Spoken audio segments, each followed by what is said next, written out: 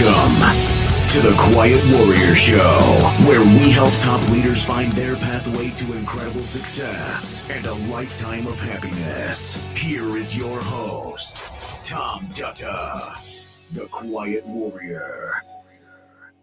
Hey, everybody. Welcome to the live stream. Tom Dutta, like butter.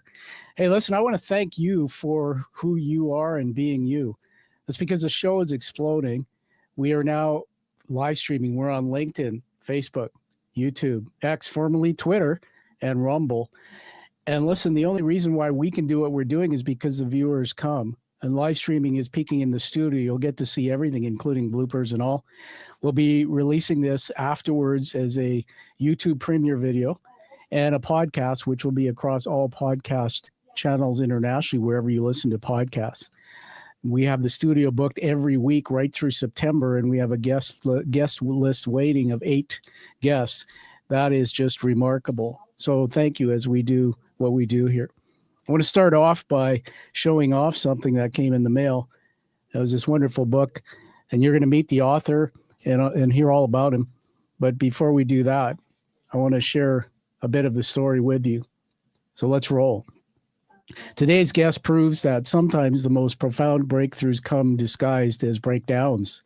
When I first reached out to Jerry Giordano, I saw the polished bio, award-winning creative director, Madison Avenue success story, campaigns for Duracell, American Express, the kind of resume that opens doors and commands respect. But when I asked him about his hero's journey, something suddenly extraordinary happened. He wrote back to me that day with raw honesty, quote, "During the first month of 2017, my world quaked. Let's be honest, it caved in on me." Now picture this, a man who had mastered the art of selling stories to millions, suddenly discovering that the story he'd been telling himself was a lie. In 12 devastating days, Jerry lost his mom, the first woman in my life, he said, to cancer. Then came an emotionless 2-line email from his fiancée of 4.5 years, breakup, over. As he put it, quote, "Pain, depression, fear, and anxiety smacked me like a well-aged 2x4. I was a 32-car pileup on the highway with parts broken I didn't even know existed.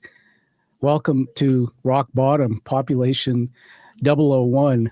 He made me chuckle with that line. Here was a man who had spent decades perfecting the persona of the happy-go-lucky guy who rolls with the punches. Nothing bothers him. I didn't even know existed, and the ultimate people pleaser who had everything fooled, including himself. But Jerry had a secret ally. 4 months before his world imploded after attempting meditation for decades, he had finally unmade up his mind and begun a practice. That meditation cushion became his sanctuary in the darkest days. Through gallons of newly revealed tears, 3 meditations came to him that would change everything. They led him to uncover a 7-word unconscious story that had been sabotaging relationships in his entire life. As Carl Jung, he puts it, quote, "Until you make the unconscious conscious, it will direct your life and you will call it fate." Jerry's nervous breakdown became his nervous breakthrough. He discovered that all his attempts at therapy, seminars, life coaches, even past life regression were left-brained approaches to a right-brained problem. But here's what makes his story worthy of the Quiet Warrior Show, everyone. Jerry didn't just heal himself. He's now interviewed over 200 people from age 13 to 94, helping them uncover their own 7-word sabotaging stories. He calls it post-traumatic growth, not just surviving trauma, but transforming through it to find meaning and purpose. Today, this master storyteller who once sold products has discovered something far more valuable: how to help people rewrite the unconscious stories that run their lives. As Jerry says, "I found my raison d'etre, paying what saved me forward." So everybody prepare to meet and have a conversation with the Madison Avenue to meditation mat, from unconscious sabotage to conscious choice, from rock bottom to mountaintop, in the 7 words that might just change your life. Welcome to the virtual stage, Jerry Giordano. Jerry, welcome. How was it like hearing about you for a few minutes?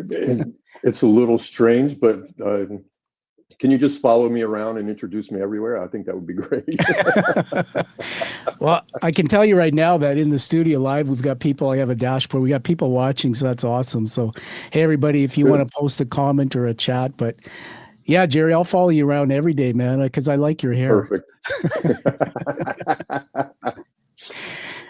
I want to show everybody that book again. I'm going to hold it up here, and why don't you hold it up too, so we have like stereo copies. Yeah, read the title out to us. Your 7 words to a happier you. Unlock the story sabotaging your relationships is the subtitle. Yeah, I love the book. We'll get into it. Jerry's such a nice guy. I mean, look what he actually wrote to me. He's got pretty decent writing, unless somebody faked it. It comes with a couple other cool things. There's this little card, mysterious, and something on the back. One of my favorites, and I'll put it up for the audience. If you want to put your cell phone up, I'll put this up periodically and get to directly to Jerry, so you can ask him how to comb his hair. It's so much fun having a guy who's got a sense of humor. So hey, Jerry, this is why we do live. I forgot to turn my RGB lights on. So would you like me to turn some RGB lights on? Sure. The answer is yes. Hold on, Jerry. Okay, you see a little color going on there. Hold on, got to do one more here.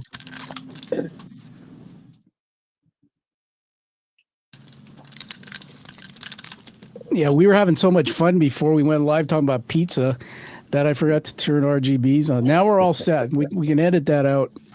So are you ready to go into what I call Plato's Garden and have some fun? Absolutely. Let's do it. All right. What would it be like to go into Plato's Garden and have some fun with Jerry Giordano? So, Jerry, here we are in Plato's Garden. Let me tell you a little bit about Plato's Garden. And for the audience, if you can hear it, but I'm going to narrate it for the video, folks. Plato's Garden was an Athenian philosopher, or Plato was, from the classical period in ancient Greece. He was a founder of the Platonist school of thought and the academy, from the Greek word academia, the first institution of higher learning in the Western world. And so, Jerry, what we're going to do is we're going to actually weave the conversation through storytelling in 3 areas today. One is what I call macro. So what were the things that influenced the context of your life from the macro world, or what we call the global world? Number 2 is mezzo. What was happening in your industry or sector that influenced you and your work?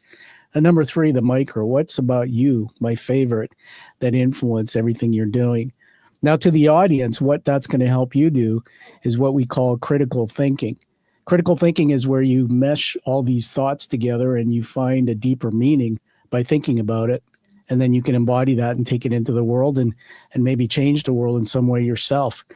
So let me set this up and then we'll get riffing here. So, Jerry, as you've heard a little bit, and you live 2 lives, award-winning creator, director, sell anything to anyone, and the man who discovered that story he'd been telling himself was a lie. Let's start with the moment of reckoning, and let's get into micro. I'm going to call this the 32-car pileup. So you described 2017 as your world caving in, losing your mother and fiancé within weeks. Take us into that collision. What did rock bottom actually feel like?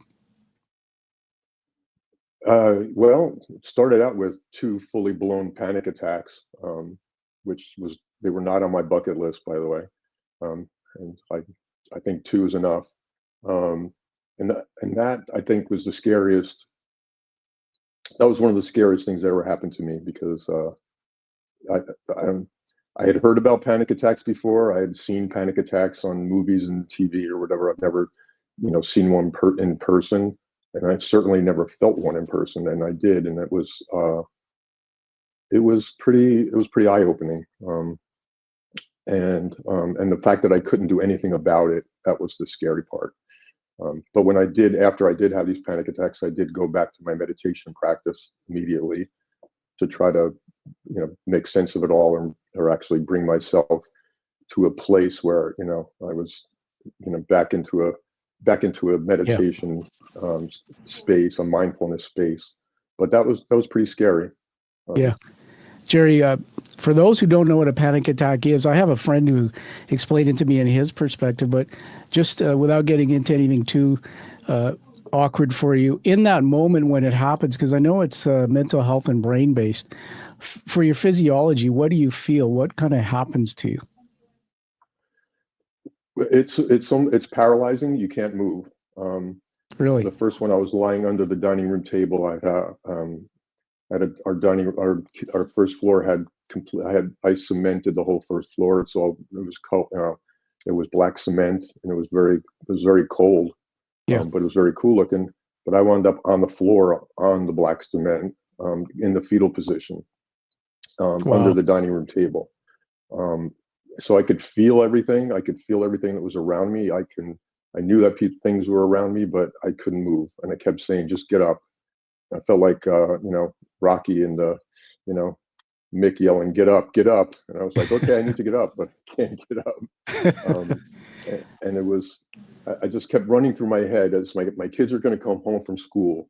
My kids are going to walk in the door any minute, and their dad's going to be laying on the floor with, mucus coming out of him and crying, and just couldn't move, and I couldn't breathe.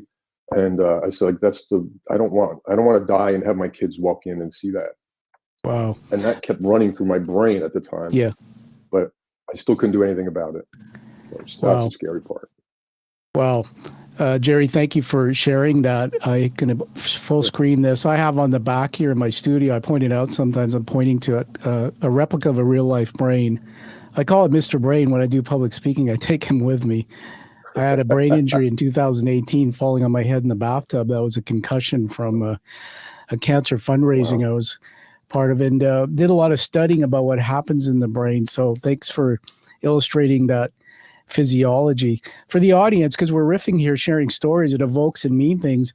Jerry, one of the things I learned is that the brain has the thoughts, and it connects through the brainstem to the spinal cord.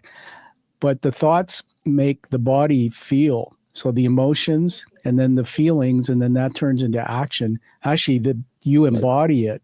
So that's why it's remarkable when you tell us about this experience of panic attack. Most people don't even know what the heck it means, but you illustrated it beautifully to say, I could vividly see you on the floor, lying on a cement floor under the table. How long ago was that? What year was that? Well, that was right in that, 2017, right when all that stuff, when that I see. 32 car pileup, and when into the black hole there. Yeah. It just was one of those, everything snowballed.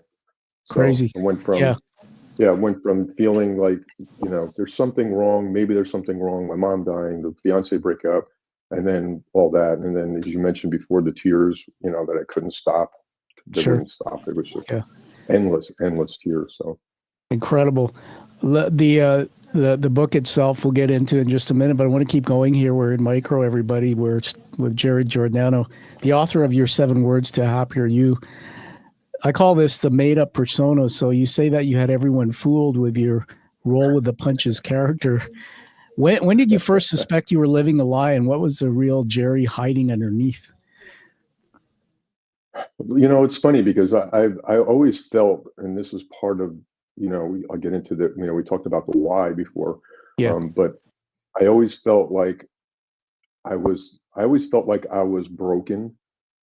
When that movie, The Toy Story, came out, and that, the kid had that box of broken toys, in his little laboratory or whatever.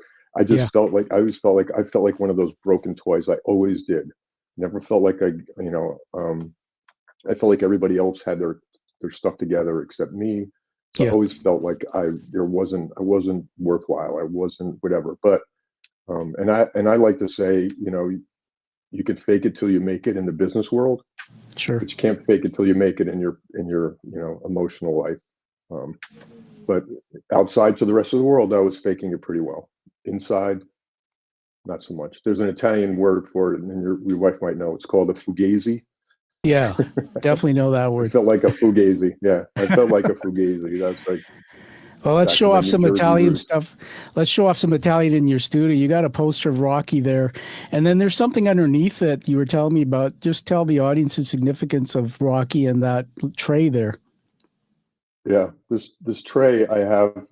There's probably about 30 plus cell phones, and those are all my cell phones all my family cell phones from since my first cell phone, and so I never threw them out. I never got rid of them. I never traded them in. So all those phones are all our old phones, and they were in a box somewhere, and I just said, you know what, let me just put them out there, because I collect old cameras as well, and they're kind of all over my office here.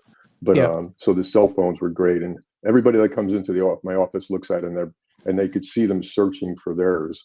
That's mine. That's the one I had. It was my first one, my favorite one. You know, there's the Razor, and there's like, oh my God, that was my favorite one, and the Nokia, and I mean all these. So it was kind of one of those funny things that you don't think much of it, but it kind of brings people. Well, most of us who were there in the beginning of cell phones, because it was a really big deal. And so it's kind of a cool little thing that reminds people of where they were. Yeah, I think it's interesting why people do what they do, and when I look at that, it evokes memories and thoughts in me. And I might have told you this earlier, but my father had a brick cell phone this big when they first came out. My daughter, who's 29 now, just got married, lives across the country. I'm in West coast of Canada here. We gave her one at age 6 or 7, about that small little flip pinkish purplish phone. Right. In the future, we might be doing this, and people will have phones embedded in their brain, or they'll have these glasses. Let me do one more thing from the book here. Everyone, just holding up this fabulous book that Jerry sent me. I wrote a sticky note. I'm going to just take it off here, just showing you that I've taken care of that one now. Get him to do the sly impression. So in the actual back of the book, it talks about you being able to do a great sly impression. So I'll do 3, 2, 1, and then we're going to just cue it up. So everybody, just hold on a second.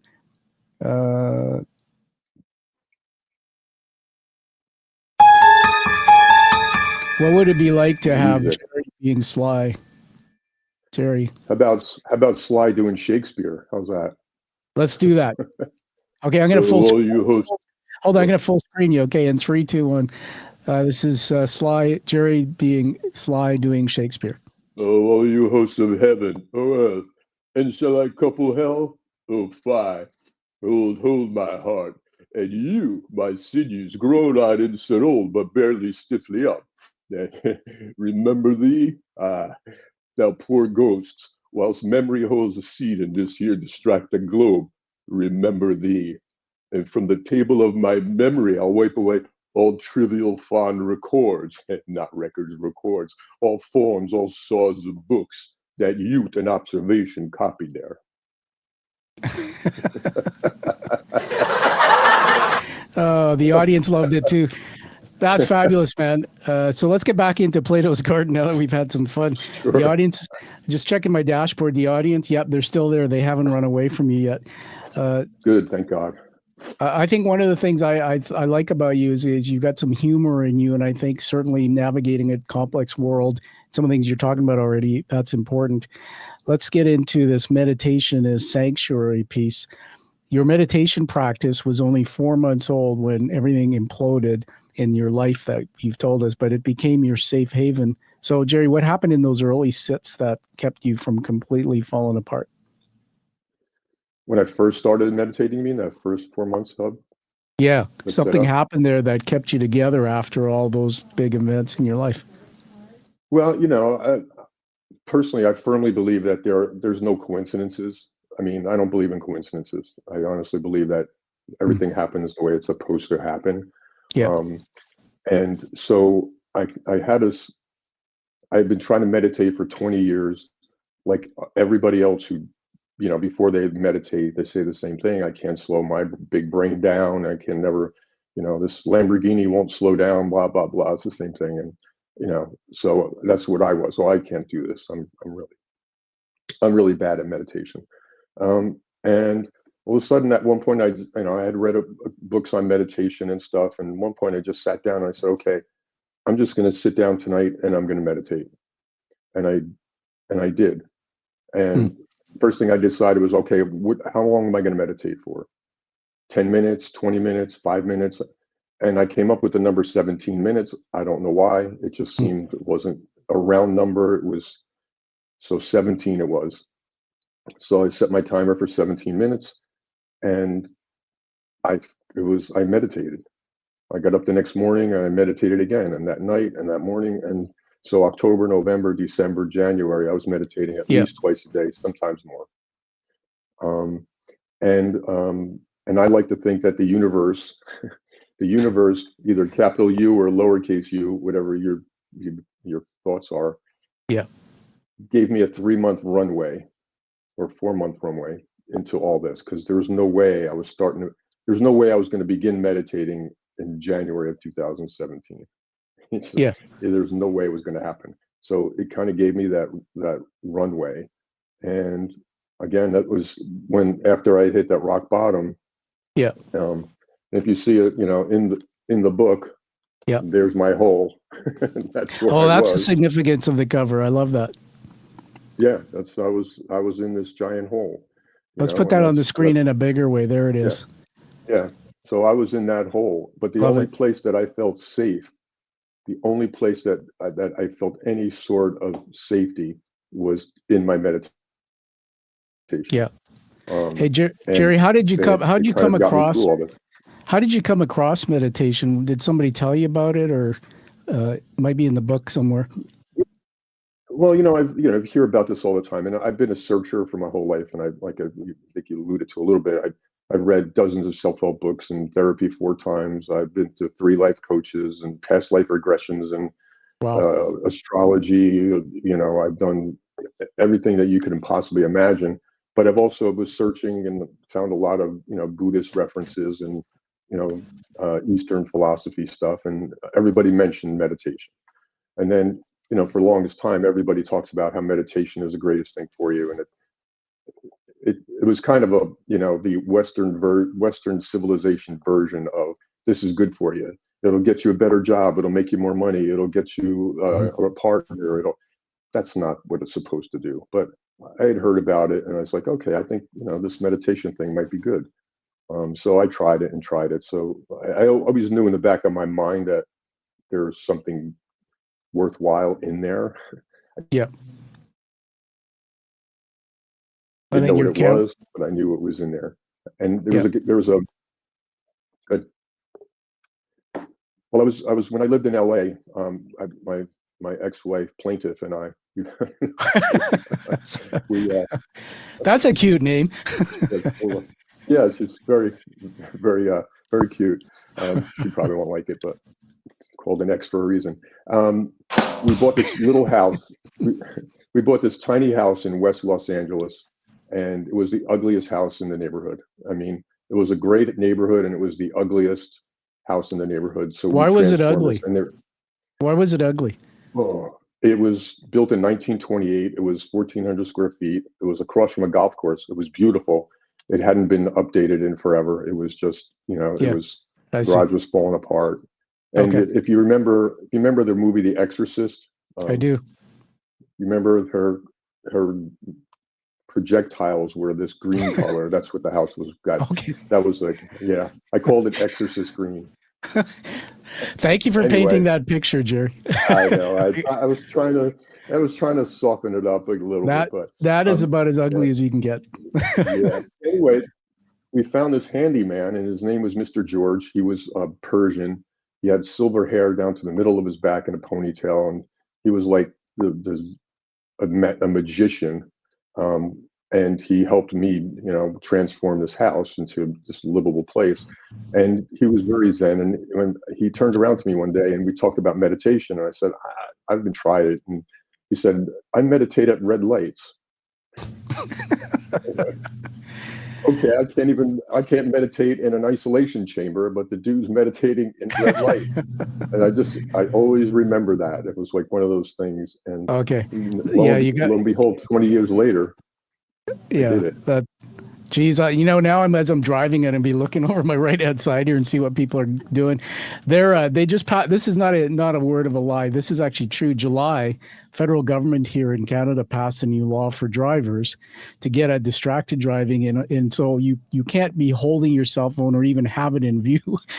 They should have put on that meditation on the list. You can't be meditating in your mind. Yeah. But he only did it at red lights, so there's that. Okay. Well, he had skill. That's a pretty big, cool skill. Oh yeah, no. Hey, let me just put another camera on the screen here, everybody. I'm just going to add this. So I have a studio cam here. You can see with the book. In the front of the book, I just have a quote. I want you just to tell me what it means to you. It says, the psychology rule says that when an inner situation is not made conscious, it happens outside as fate. Carl Jung. Translation, until you make the unconscious conscious, it will direct your life and you will call it fate. Anything you want to share further than that? Well, that quote was a very important quote in this process of the 7 words.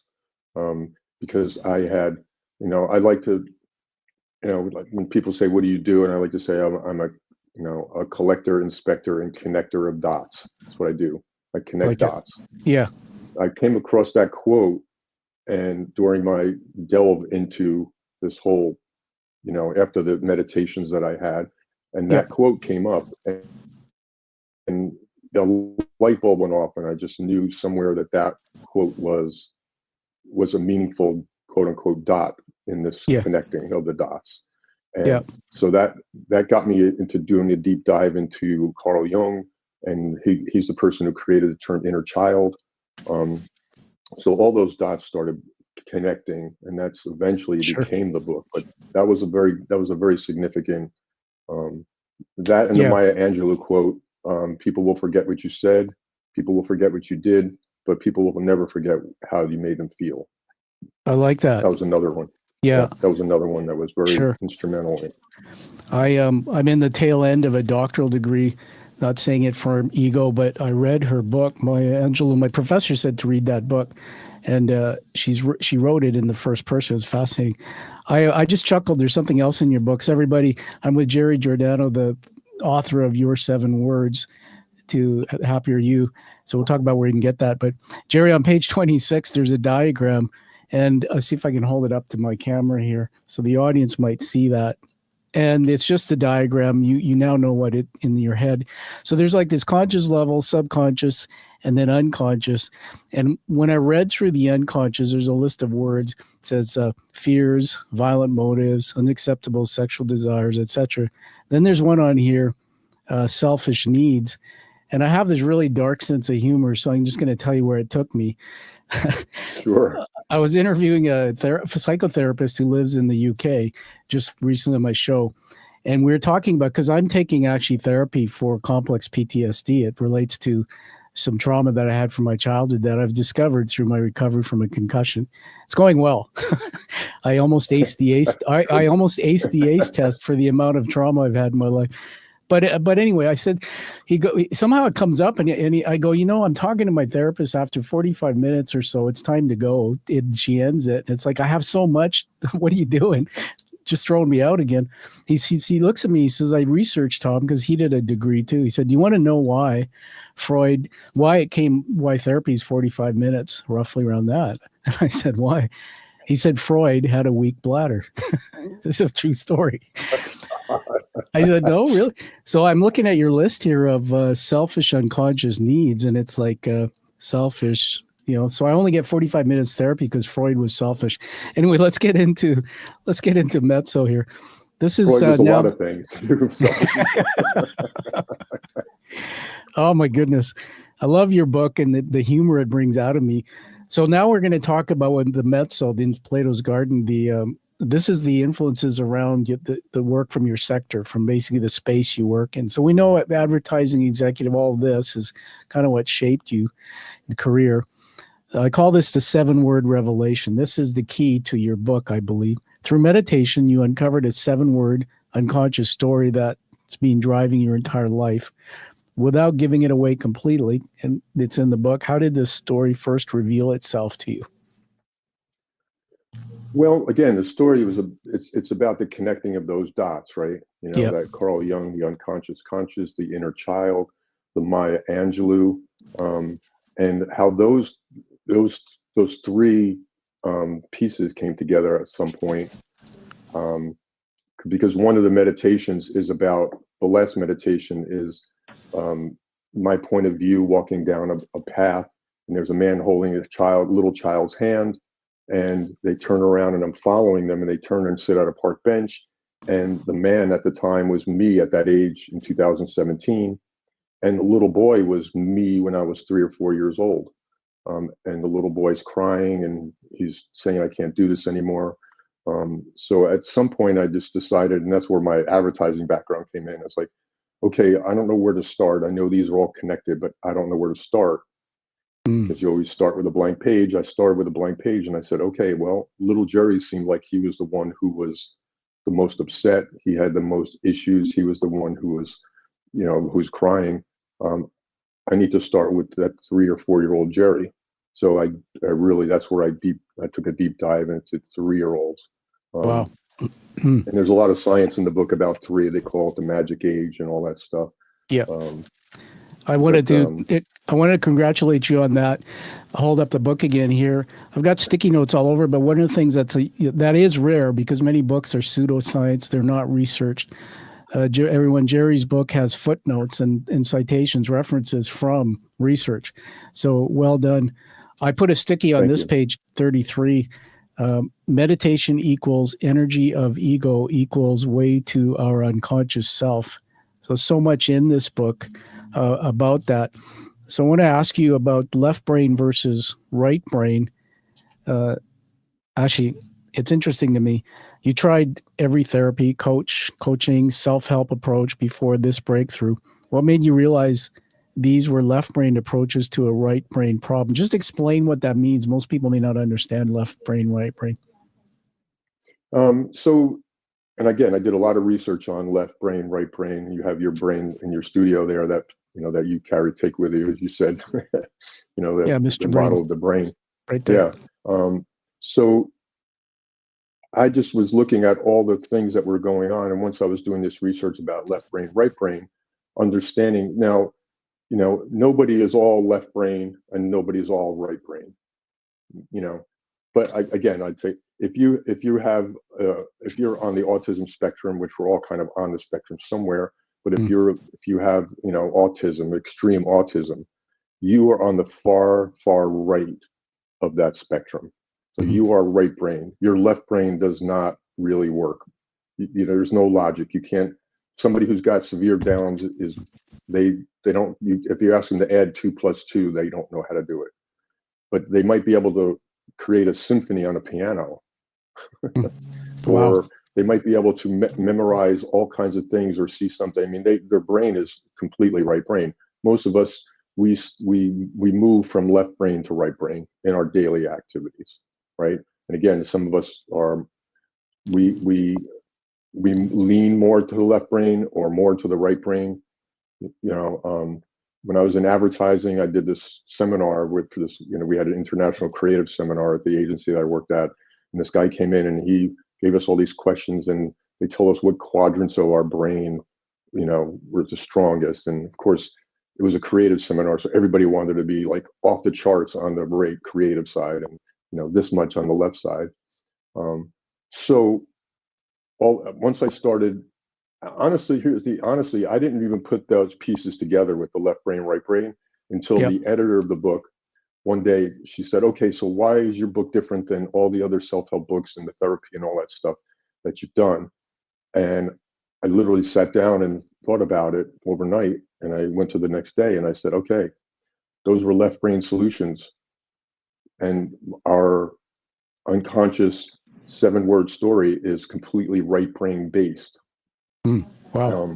Because we don't, at 3 years old or 3 or 4, when we create our 7-word story, there's no logic. 3 or 4 year olds have no logic. It's all right brain. That's right. We don't create logic until we're 5 or 6. So it was all created in right brain, in a right brain 3 or 4 year old child, that story. And I went to, in therapy and in self-help and all that stuff, it was left brain. If you do this and this and this, you're going to feel better. Wow. It's like when you go to the doctor and said, hey doc, it hurts when I do this. Well, don't do that. Okay. Fascinating. It's interesting. So just everybody piecing the story together, are you meshing all the pieces together one of the things that you had me go back to just right now and a moment ago is to your childhood, which may be talked about a bit in the book too. That, okay, in 2017, we know about the sad story of your mom and then your partner in your life. And you said you've been broken through all your life. And now we find out that at age 3, there's really no filter. There's no way we can analyze our thoughts through logic and go, okay, Jerry just called me an idiot. I'm 4 years old. I'm not an idiot. I actually am smart. Instead, the brain at that age registers it all into the neuronal pathways as thoughts, and we believe it. That's why sometimes people are what they're not supposed to be because somebody told them. Go back to your childhood. I think you were born here. You're in Texas now, Italian blood. Are the parents still with you? And what is it? Is there a chip or something that on your shoulder, something that happened in early development where it was put in you that you're just no good or whatever? No, that's the irony, because I've talked to hundreds of people and done their words, and I've had stories of people, or they're just horrendous childhoods. Yeah. All this, stuff that it's hard to even fathom. Mm-hmm. And then you have my story where I grew up in an Italian kid from northern New Jersey, that mecca of transformational thinking that it is. That it is. That it is. But my parents were good parents. My parents were together for 70 years before they passed away. My grandparents were together 50 and 60 years. There was no alcoholism, no drugs, no abuse, and the police never came to our door. They never came to our street. So it's almost, you look at it and it's like, it was sort of Mayberry-esque, and with an Italian spin to it. But I didn't have any of that trauma. I didn't have any of those things happen, like a lot of those other people that I interviewed had. That's why I talk to people.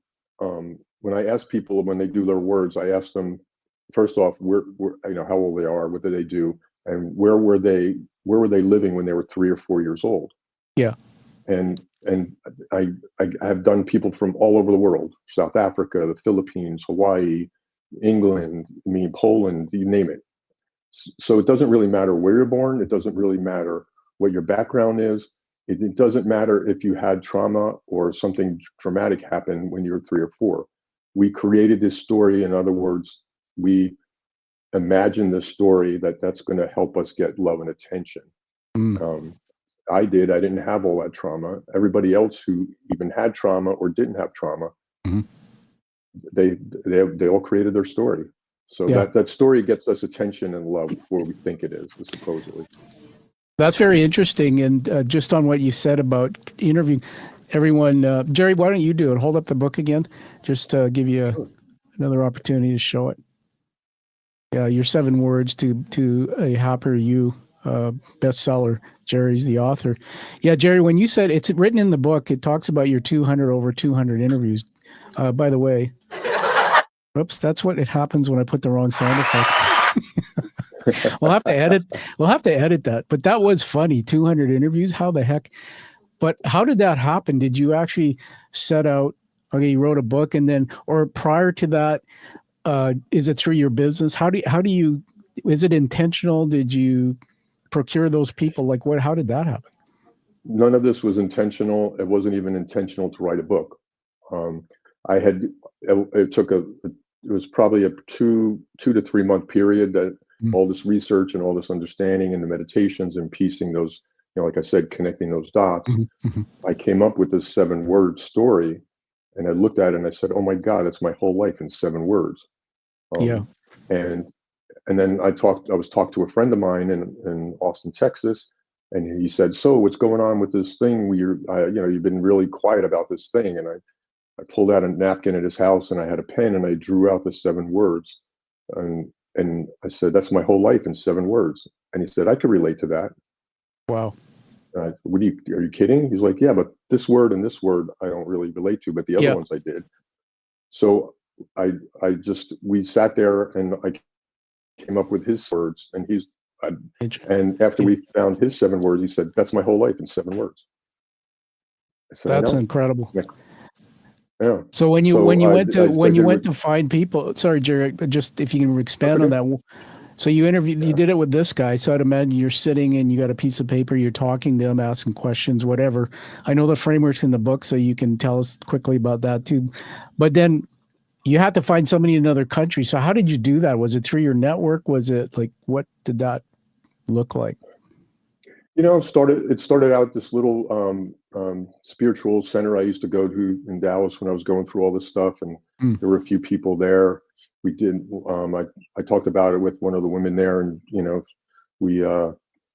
She said, "Well, you can use my house, and we'll have people." So we had 5 or 6 people over her house, and I made homemade pizza for everybody, and they were thrilled. And then we did our. We sat down and did our word. We did the words with 5 different. Yeah. And then it started snowballing. It's like, oh, you need to do my sister's words, or my brother-in-law, or my I mom, see. my dad. Okay. And All all of a right. sudden Thank it you. started. I Yeah, get the pic. it I get the snowballed. pic. I get the picture now. It wasn't about the actual work you've done. It was about pizza. You told Well, me, that's where it started, but yeah. Everyone, Jerry told me before in the green room that, well, you can tell everybody, but your favorite thing to do is making pizza. So obviously that's a passion, right? And passions, by the way, make you happy, don't they? I think, Jerry, your camera might have it's frozen like on us. I'm always in search of improvement. Oh, I'm moving. Can you see me? Yeah, you're back now. It just froze up for a bit. 3, 2, 1, just start Oh, again. Your oh, passion must be making pizza. you know what it is? It's always been something I always loved to do, but now I'm in search of, creating the perfect pizza, quote unquote, if there's such a thing as perfect pizza. But Wow. so yeah, that's always been something and I Yeah. love pizza, so there's Yeah. that. I'm going to hold something up on the screen again for the audience, just helping Jerry out here. As you watch his back, everyone take a photograph, but go to this QR code. That's where you'll find Jerry's stuff. It's actually a great QR code. I had this idea, Jerry. Everybody, you can still see me, but I got Jerry frozen on the screen here. So Jerry, you're froze up again. So I just want to make sure that you're okay in the studio. You're good. I can hear you. Okay, good. Yeah. Yeah, I just came up with this idea. Why don't you make a pizza with 7 toppings? That would be Jerry's custom pizza. I want to be invited for dinner. Okay, Jerry, let's keep moving. So in the book here, Sure. there's one great part of this book. It's I'm holding it up here with a sticky note on it, everyone. So I've done this. There's a section, how a bunch of dots became 7 words, but there's a whole bunch of pages on that 7 words, and it allows you, the reader, to go through the process. So I'm going to just ask you something else here. Of the 200 people, I found it remarkable that you said something to the fact that 4 of those 7 words, we all have them as the same. And then there's 3 that the book actually, through questionnaires and things, help you discover. Why are 4 all the same? How does that work? It's actually 5 that are the same. 5. Okay. And 2 that are different. Yep. Yeah. And then, and again, for somebody who's just listening to this for the first time, as you can see where Tom's holding up the book, the words are circular. They're circular. They're not linear. It's not a linear form. When I first did the words, I did the 7 words in linear form. Yeah. But there was something that little Jerry said on the park bench, and he kept saying, like, I'm tired. I don't want to do this anymore. I can't do this anymore. I'm so tired. And that's when I looked at it and said, okay, what was he tired? What does he keep doing it over and over and over? So again, this must have been a repeating pattern somehow, because if he keeps doing it over and over and over, I see. and then that's when I realized that it's a circular, and that I was doing my words in this. I created my words when I was 3, and then 13, and 23, 33, 43. So until we stop, understanding those words. One of the women I did the words with was a 75-year-old woman, grandmother. And the first thing she said after she did the words was, "I wish I learned this 50 years ago." That's incredible. Wow. And I said, me too, because it would have been a totally different life for me. I wouldn't have had that searching all those years. So, Jerry, I relate to you so much. I love your story. I love you too. The reason why I think what you just said is remarkable is, at my stage of life, I discovered the unconscious mind and the power of these words and unconscious thoughts, thinking traps, they call it, like indelible scratches on records. in the last 10 years, seeking and trying to discover things. And it happened to be, I fell on my head with this brain injury in 2018 that sent me into depression, suicidal ideation, all sorts of things. Couldn't walk straight, couldn't talk.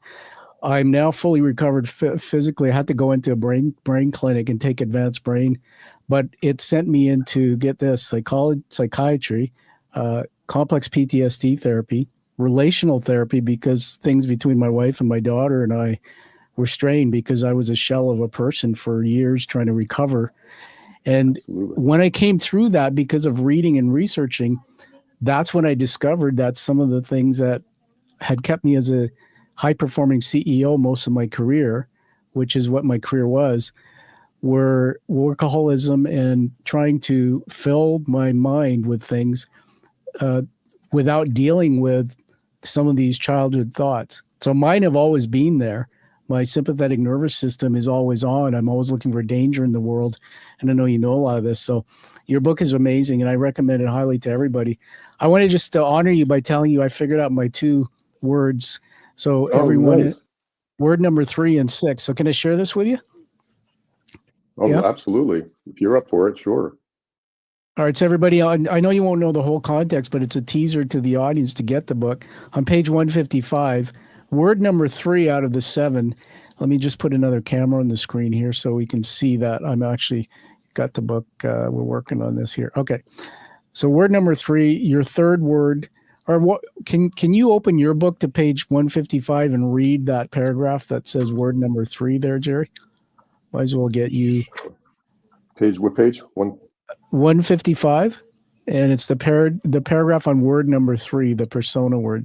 If you could just read that, and then there's like a blank to fill in. Sure. Word number 3, your persona word. Your third word is the linchpin to your 7-word story, the framework of the made-up self. Your third word is the persona that you take on because you, quote, magic think, that's in part of the book as well, that if you can just be fill in the blank, the people will like you, remember you. Well, people will like you, period. Excuse me. Remember, you're feeling invisible. And again, these are words you haven't found out yet. Yeah. And then unloved, you need to change. So in order to pick out your persona word that fixes the problem of not getting enough attention. So try filling in the following sentence to get your third word. If I blank, Tom, were only fill in the blank, my mom would pay attention to me. If she pays attention to me, she might like me. And if she likes me, she might love me. So okay, so yeah. Okay, so let me fill in my blanks. So I went through this, and Jerry says in the book, everyone, that there's one of the words when you get to it, it might take you a weekend like he did to discover it. So I came up with a whole bunch. So my third word was everything from, if I was, so let me go back to one thing. If I were only blank, my mom would pay attention to me. If she pays attention to me, she might like me. Then if she likes me, she might love me. So these are the words I selected from the book information. If I was only good, if I was obedient, if I was useful, if I was perfect, if I was enough. And what I ended up eliminating, Jerry gives us an elimination process. So I ended up coming up with the word obedient. If I was only obedient. And so that actually has been something throughout my life, the overachiever, no setting no boundaries, being able to be overworked by my bosses, things like that. So that's very cool. Let me just say one other thing, that the 7th word is a very key one. And so when you get to, word number 6 is a key one. So when you get in the book, you'll need to get to that. But for the sake of time, Jerry, I just want to move to the next piece here. We're live here, everyone. So just checking in with Jerry. Can you see me okay, or am I freezing up? You're choppy a little bit, but you're back. I can see you okay. I'm back okay? Okay. Sometimes we'll edit things later, but sometimes in the studio, you get that bit of a latency. So I'm going to keep going here, and you be my wingman. If you say, hey, Tom, you let me know. All right. Absolutely, Maverick. I got you. Okay. All right. Perfect. Okay, a great movie, by the way. Absolutely. You discovered PTG, post-traumatic growth, in a world focused on healing trauma. What's the difference between surviving our wounds and transforming through them? Well, that came from Viktor Frankl. Man's Search for Meaning, I think. Yes, absolutely. And I read that book years ago, and I loved it. And then once I hit this rock bottom, I wasn't doing much sleeping at all.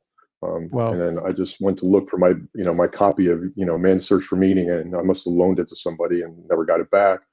So I literally, got on the phone the next day, and I couldn't wait for 2 days for Amazon. So I found a half-price book somewhere, and I called like 5 different stores, and somebody had it, and I ran over and got it, and I sat on my couch and read the whole thing right there. Yeah. Because it's very, very, and if anybody out there hasn't read that book, honestly and ironically, that book helped get me through a lot of this really rough time. Because I kept thinking to myself, if Viktor Frankl can survive 3.5 years in Auschwitz and Dachau, lose his whole family, and come out with a positive outlook on life and all the stuff that turned it, and not first off survive it, second off survive it in spades with turning his life around and other people's. That was kind of an inspiration for me throughout this process. So. Yeah, Jerry, that's really great. I'm just going to full screen. I sometimes will point out the other side of my studio, and all these books are books like yours will be in that pile forever. So always a backdrop. Books that have been sent to me by people on the show who have written them. Awesome, but I love it. In the bottom pile there is Viktor Frankl's book. My professor actually, when in through the doctoral I'm working through now, said you should read that book.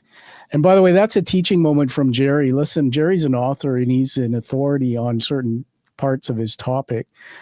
But, I learned that it's not what happens in Jerry's mind or mine, but it's in the space between two people. So reading a book and getting other people's knowledge, then reflecting on it, embodying it, and then using it in the world to be better, help other people. That's what it's about. So read books, everybody. Read books. We're getting to the end of the interview. I want to let you know, Jerry, that we've had people on watching and they have not left. And that's great for a live stream. So I want to honor the people out there because I can see the numbers in the studio. We're going to get into what I call the unwritten chapter, which is my last segment. But before that, I'm going to give you a surprise. So did you know you're going to get a book review today? I did not. And if I ask you that again, you say yes, Tom. Oh, by the way, you said that something about Amazon in two days. I had a funny chuckle. I was thinking, good thing they're not in the pizza delivery business, right? 2 days for a pizza? Come on. It's never going to work. Can't wait that long. 20 minutes although if it was a McDonald's French fry, a year later that could be delivered and it would still look like a McDonald's French fry. Absolutely. Without a doubt. Okay, Jerry, I'm going to put on the screen here a review I've written for your book, and I want you just to enjoy it. But before that, hold up the book one more time so the audience can see you, the author, holding that book. I'm going to full screen you to do that. Just read the title out to us. Your 7 words to a happier you. Unlock the stories sabotaging your relationships. All right, beautiful. And I like to say, especially the relationship with yourself, I like to add when I talk to people about it. Very cool. So. Thank you, Jerry. And the hair, the author's hair. You and Sly, you guys drive me crazy. I used to have hair. COVID, I tried to do my own haircut, and I accidentally shaved some of it. So my wife and daughter said, it looks better. Keep it off. Anyway. That's a good look, though, man. I like that look. Oh, thank you. I appreciate that. Nothing like buttering up the host to get a review. Okay, I'm going to put it on screen. Okay, so for the audience watching, I'm going to read out. This is a reveal. It's an international review for the first time being seen here live on the Quiet Warrior Show. Well, I have to go to another screen to see it. So Jerry, be my wingman and just tell me if there's any issues. So I'm just going to start now. So this is a 5-star international review posted on Amazon.ca. You'll be able to see it across Amazon. And I'm giving Jerry's book, Our 7 Words to a Happier Life, 5 out of 5 stars. And so here we go. The title of the review is A Right Brain Breakthrough That Actually Works. This book hit me differently than any self-help book I've read. Jerry Giordano's approach of using right brain solutions to right brain solutions to right brain problems is brilliant and refreshingly authentic. His lived experience from rock bottom to breakthrough makes every page relatable and real. The 7 words framework is deceptively simple yet profound. The workbook style content guided me to discover my own sabotaging story. And honestly, once I started that process, my brain wouldn't let me put the book down until I found the 7 words. That's when everything clicked. What I love the most, it's perfectly sized, long enough to gain real knowledge, embody the concepts, but not so overwhelming that you can't turn it into action. The organization of the book makes it a go-to reference book I keep coming back to. Jerry's personality shines through with light moments and humor that balance the deep work beautifully. The teaser is real. Get the book, find out your 7 words. It's a game changer for understanding the unconscious stories running your relationships in your life. I'm sharing this with everyone I care about, Jerry, and posting this review because Giordano's strategy needs to get out there to help more people. This isn't just another self-help book. It's a psychological toolkit that actually works. Highly recommend for anyone ready to stop sabotaging themselves this book. So let me get that off the screen now. Come back to you, Jerry. Thank you. That's amazing. I love that. Thank you very much. There you have it. And for the audience, reviews matter, right, Jerry? Book reviews? Absolutely. Yeah. I am a published author, and I learned this the hard way that people don't know about our work. So if you can get Jerry's book, go out, post a review. What happens is that the bookstore sales distribution people and online distribution, the publishing distribution will see that and say, oh, there's activity on that book. It creates a buzz. The analytics at Amazon, same thing. And boom, people get the word. All right, Jerry, it's time before we honor you with one last thing here to go to what I call the unwritten chapter. So stand by.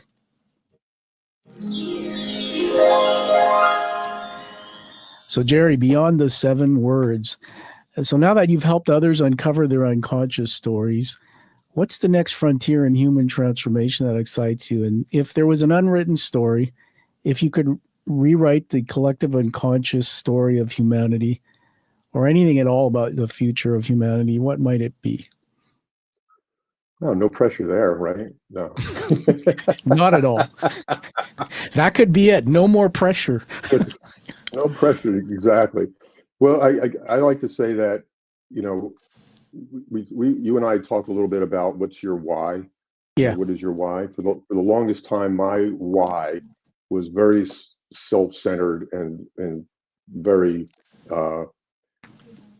self-centered is the best word I could use. My why was try to keep searching and searching and searching until you figure out why you feel broken, why you feel that other people are in a much better place than you are. I was judging my insides by other people's outsides. And I could never measure up. Once I had this, as we call it, my, emotional breakthrough, that's when all that stuff turned around. It turned my life around. I finally, for the first time in my life, found contentment. I don't really know what happiness is, but I know what contentment is, and I feel content.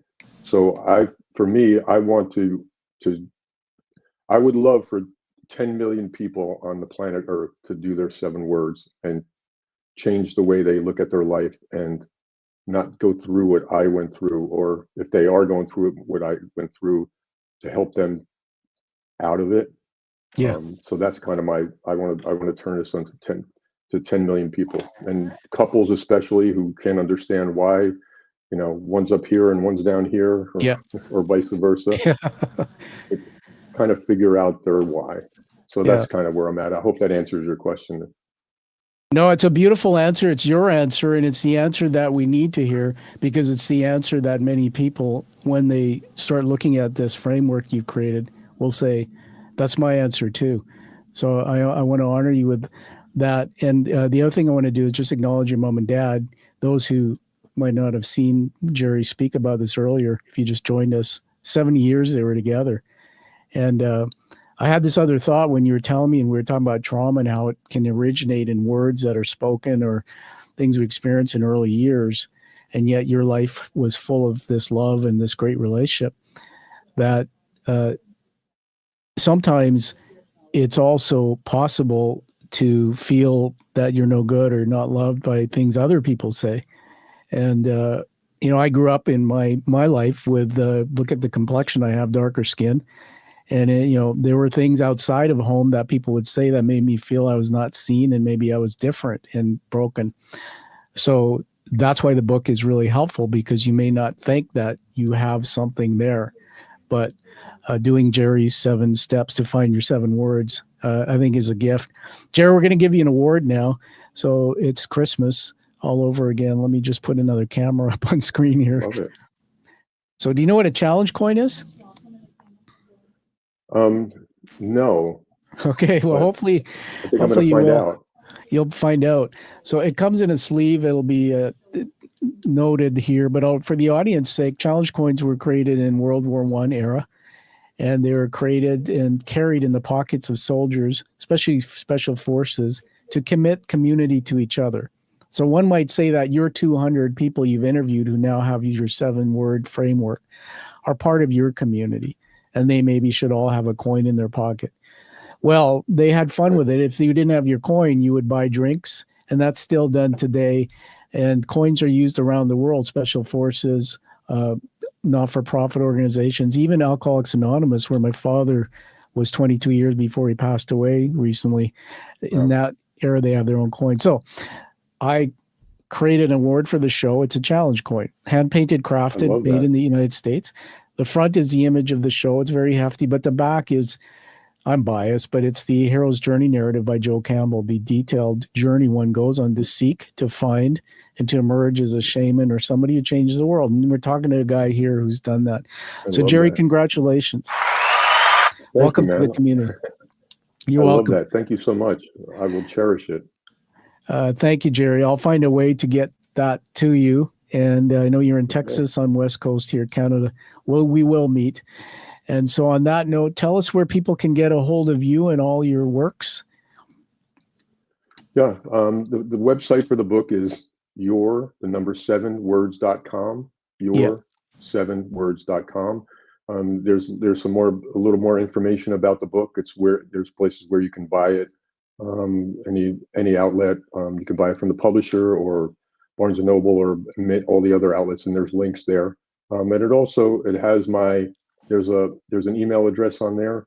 So if someone has a question about the book or about the words, or they want to talk a little bit more about it with me, just feel free to reach out anytime, and I will get back to them as soon as I can. But I know it's a little strange to hear all this stuff, and it's stuff that people haven't heard before. So that's why some people have questions about it. Yeah, absolutely. I encourage everybody to get a hold of Jerry through that site. And if you're local, maybe you get a piece of pizza at the same time from Jerry's Home Cooked Pizza Kitchen. All right. Thank you, Jerry. So everybody, find that true passion and find your purpose like you see Jerry did, and live the life that you deserve, but live that life that you also desire. And Jerry, it's been a real treat having you here. I know you'll be back again. We're friends for life, buddy. I love that. Absolutely. Thank you so much. And this has been fabulous. I appreciate it, Tom. You're welcome. Thank you, Sly. Thank you for listening to the Quiet Warrior Show. Create is a motive-based leadership development firm. www.kreat.ca.